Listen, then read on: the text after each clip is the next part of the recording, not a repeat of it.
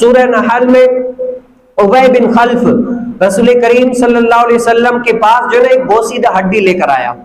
یا رسول اللہ آپ کہتے ہو کہ مرنے کے بعد اللہ رب العالمین اس ہڈی کے اوپر کیا گوشت لائے گا؟ اب یہ جو مر گیا ہے اب اس ہڈی کے اوپر گوشت لائے گا, اب یہ زندہ ہوگا, پھر جو ہے نا انسان بنے گا, کہ ایسا بھی ممکن ہے؟ ایسا ہو ہی نہیں سکتا. تو حضور علیہ السلام نے فرمایا اللہ رب العالمین یہ تو تم ہڈی لے کر آئے ہو, اللہ رب العالمین ہڈی پر گوشت, یہ تو پھر بھی ممکن ہے.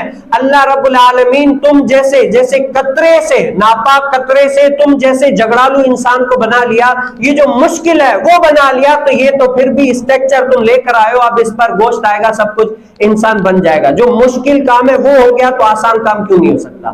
جیسے مثال کے طور پر آپ سمجھ لیں, اگر کوئی بندہ ایکسپریمنٹ کرتا ہے پہلے کوئی چیز بنانے کے لیے, چاہے بائک, جیسے بائک نہیں تھی پہلے جس نے بنائی, اب بنا لی, اب اس کے بعد اور بنانا آسان ہے کیونکہ پہلے تجربہ ہو گیا. اب کوئی چیز بنائی نہیں ہے, اس پر آدمی کرتا ہے کوشش, تو وہ کام مشکل ہوتا ہے. تو اللہ رب العالمین کا قرآن کیا کہتا ہے, مرنے کے بعد اٹھنا کون سا ناممکن ہے؟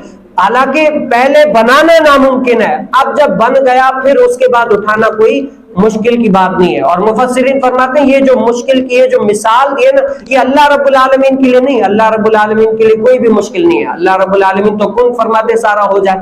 یہ تو ہم جیسے ناقص العقل والوں کو سمجھانے کے لیے کہ اللہ رب العالمین جب پہلی بات مشکل ہے وہ کر کے دکھا دیتا ہے, تو مرنے کے بعد اٹھانے میں اللہ رب العالمین کو کیا ہے, آسانی سے ہو جائے گا.